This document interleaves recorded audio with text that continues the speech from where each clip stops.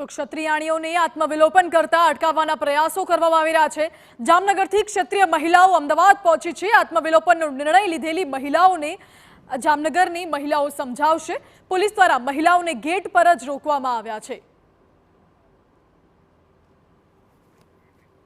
મહત્વનું છે કે 5 મહિલાઓએ જોહર કરવાની ચીમકી ઉચ્ચારી હતી। 2 દિવસનું અલ્ટિમેટમ આપ્યું હતું અને અલ્ટિમેટમ ગઈકાલે પૂર્ણ થતા આજે આત્મવિલોપન એટલે કે જોહર કરવાની ચીમકી ઉચ્ચારી છે અને આ મહિલાઓ જોહર ન કરે તે માટે જામનગરની મહિલાઓ અમદાવાદ પહોંચી છે આ ક્ષત્રિયાણીઓને સમજાવવા માટે, મનાવવા માટે, પરંતુ તેમને ગેટ પર જ રોકી દેવામાં આવ્યા હતા।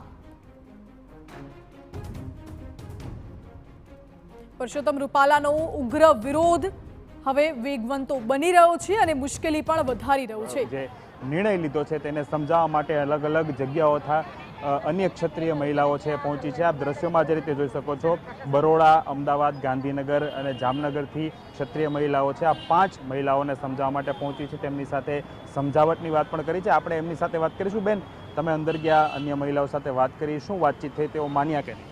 વાતચીતમાં એમની સાથે વાત કરી પણ એ બિલકુલ ટસથી મસ્ત નથી, બિલકુલ તૈયારીમાં જ બેઠા છે 5 મહિલાઓ। શું એમનો નિર્ણય શું છે, શું કરવા માંગે છે? કેમ કે પોલીસ બંદોબસ્ત પણ ગોઠવાયેલો। નિર્ણય તો એક જ છે, પહેલેથી આજ સુધી એક જ નિર્ણય રહ્યો છે કે રૂપાલાની ટિકિટ કટાય। રૂપાલાની ટિકિટ કપાયા સિવાય અમારો કોઈ બીજો એ છે જ નહીં, બીજી કોઈ માંગ જ નથી અમારી।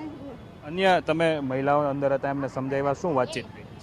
એમને ઘણા સમજાવ્યા કે તમે આવું ન કરો, પણ એમને એમ કીધું કે સરકાર અત્યારે છે તો અમને સાથે નથી આપતા કે અમને કંઈ પણ એક્શન લેવા પણ નથી દેતા। તો હવે મોદી સાહેબને અમારી એક જ અપીલ છે કે તમે હવે આનો કંઈક નિર્ણય લાવો કે તમે એમને અહીંયા આટલી બધી અટકાયત કરી છે તો એને બહાર નથી નીકળવા દેતા કે અમારી જે માંગ છે એને પૂરી પણ નથી કરતા।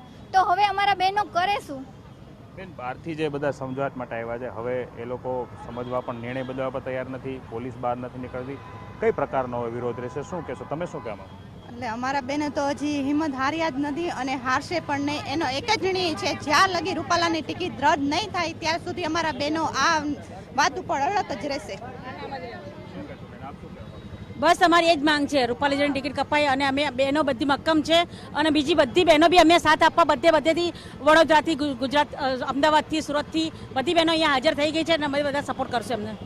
જે મહિલાઓ, ક્ષત્રિય મહિલાઓ બહારથી આવ્યા હતા, તેમણે અંદર જે મહિલાઓ કે જેમણે આત્મવિલોપન કરવાનું નક્કી કરેલું છે, નિર્ધાર કરેલું છે, તેમને સમજાવવા માટે પહોંચ્યા હતા, પરંતુ કોઈ યોગ્ય નિર્ણય નથી આવ્યો કેમ કે જે ક્ષત્રિય મહિલાઓ છે તેઓ માનવા તૈયાર નથી, તેઓ તેમના નિર્ણય પર અડગ છે। પરંતુ અલગ અલગ જે સંસ્થાઓના વડાઓ હોય છે અથવા તો મહિલા આગેવાનો હોય છે, અલગ અલગ જગ્યાઓથી તેઓ પહોંચે છે અને જે આ 5 મહિલાઓ છે તેને સમજાટ કરે છે, પરંતુ આ 5 મહિલાઓ છે પોતાની જે નિર્ણય છે તેના ઉપર હજી પણ અડગ છે। કેમેરા પર્સન તૌસીફ મલિક સાથે હરીન માત્રાવાડિયા, TV9 અમદાવાદ।